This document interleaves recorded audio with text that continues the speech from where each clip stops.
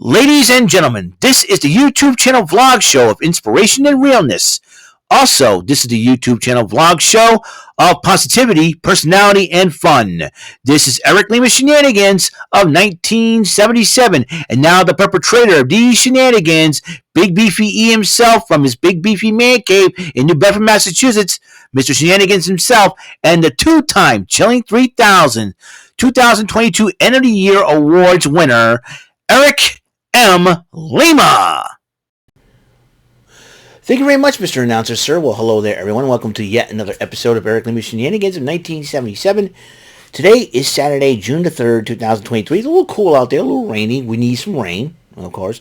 But despite that, just finished watching the Red Sox game one of the day-night doubleheader, which the Red Sox have won 8-5. Very, very good. Beating the Tampa Bay Rays. The first time they beat the Rays this season. Very, very happy and very satisfied about that. So we're going to keep right on going here. So, hope you guys are having a wonderful, wonderful day. And check it out. We're going to I'm going to talk to you guys about what happened on SmackDown last night. And well, the heck of a SmackDown, because we know Money in the Bank season is around the corner. Of course, the pay-per-view is coming up. Paul Heyman narrates the 1,000-day reign of Roman Reigns as the champion, undisputed Universal World Heavyweight Champion, and they went over that. And Austin Theory kicks off SmackDown and introduces his new allies, Pretty Deadly. So you talk about three young superstars who will basically start the future of the company. And the Brawling Brutes interrupts while Pretty Deadly was talking. Pretty Deadly and Austin Theory talking smack and about the Brawling Brutes. They came out to interrupt. And then they had a six-man tag team matchup, which the Brawling Brutes, and that will be the team of Sheamus, Ridge Holland, and Pete Butch Dunne, to take on the team of Austin Theory and Pretty Deadly, Elton Prince and Kit Wilson. And a little bit of chicanery. And thanks to Austin Theory and Pretty Deadly, they end up winning the matchup over the Brawling Brutes. That means, looks like the future is bright with Austin Theory, the United States champion, and possibly future tag team champions in Pretty Deadly. Now, Pretty Deadly, like I said before, has a unique opportunity to become the first ever WWE Grand Slam champions because they've held the NXT stateside titles, tag team titles.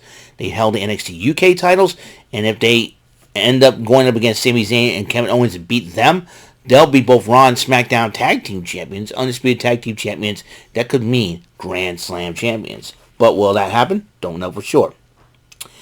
Paul Heyman was talking to Solo Sikoa in the locker room of Roman Reigns about this whole celebration and making sure the Usos and forgetting about what happened.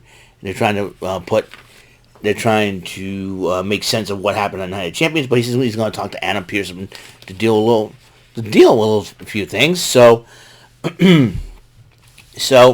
might I digress? That's what Mr. Heyman was going to do. The OC was talking to AJ Styles, and yesterday was his birthday, so. And in fact, I'm a few months older than AJ Styles because he was born in June, I was born in March. So we're talking, I'm 3 months older than AJ Styles, which is really, really amazing. He's 46. So am I. And all of a sudden, this is funny. Hit Row and OC, mostly B-Fab and Michin, were talking smack on Twitter. And I was like, Adam Pearce, you gotta make a match. Gotta do something. Some idiots like, no, he'll block you. No, I want to interact. Dude. You know? I've always respected Adam Pearce. And Adam Pearce is like, you know,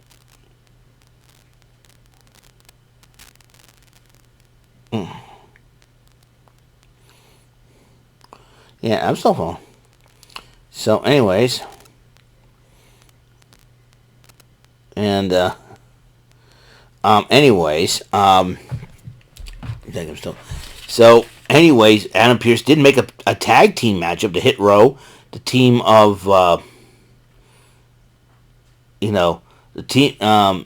team of Top Dollar and Ashante the Adonis took on the Good Brothers, Luke Gallows and Carl Anderson. The Good Brothers picked up the victory over them, but after the matchup, Top Dollar attacks AJ Gallows. Top Dollar attacks Luke Gallows, But AJ Styles hits Top Dollar with a phenomenal forearm. And Michael Cole tried to do a lame rap. He didn't even rhyme. Michael Cole, what the heck were you thinking, dude? You just Leroy Jenkins to your rhymes, man. Let me tell you. And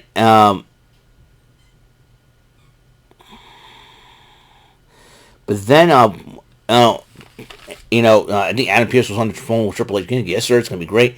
And then Paul Heyman walks in, and Adam Pearce goes, "You know what? I have everything settled.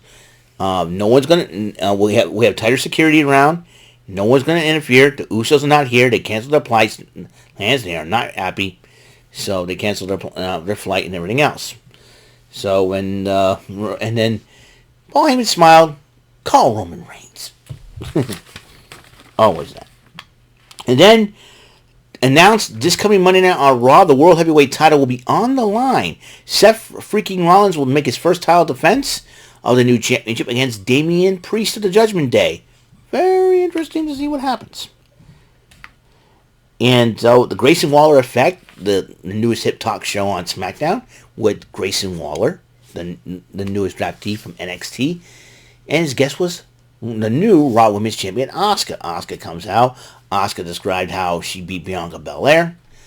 But then here comes Io Sky. I was like, ooh boy, this might be the match we all been waiting for.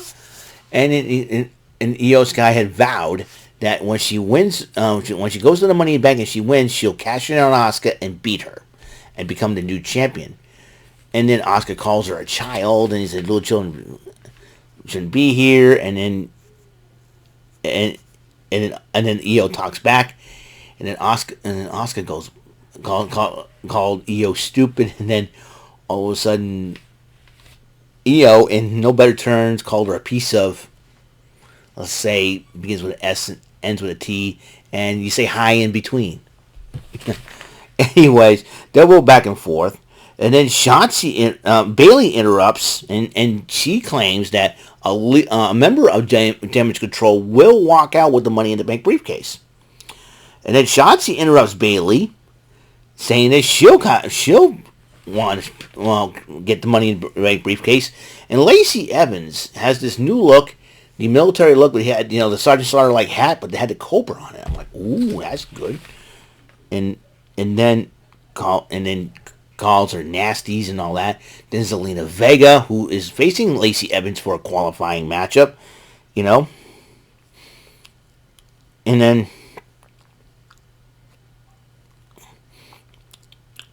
then says that she'll win, cash in and win.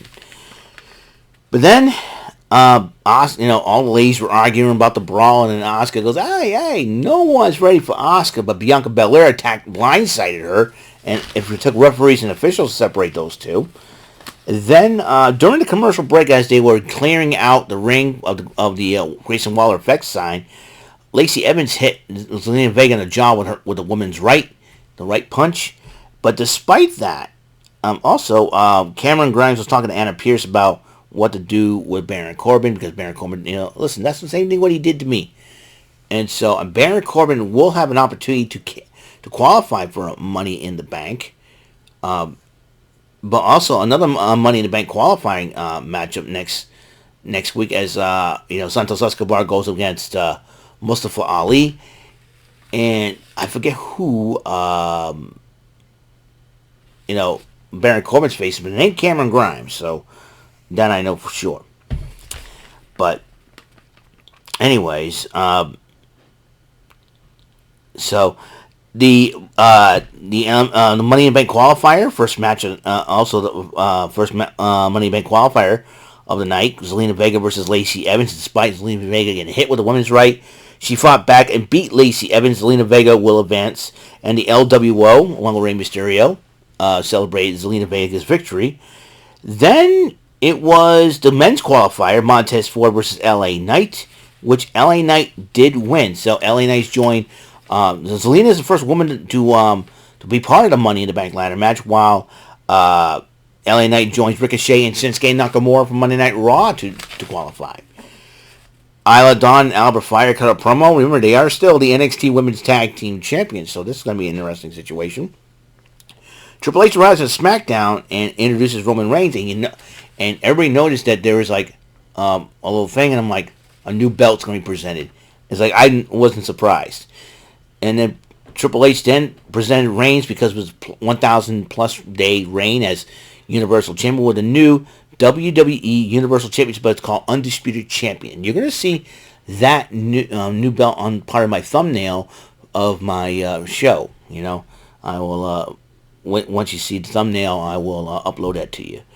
Roman Reigns addresses the crowd. The Usos, who weren't invited after what happened at Night of Champions, interrupt Reigns. Reigns wants Jay to kick Jimmy in the face. Jimmy responds, and then Jimmy goes, "Listen, we're still the bloodline. We can hug it. We can do this." And then, as both men hug, Roman Reigns says no, and then Solo Sikoa spikes his older brother. So the bloodlines is officially kaput.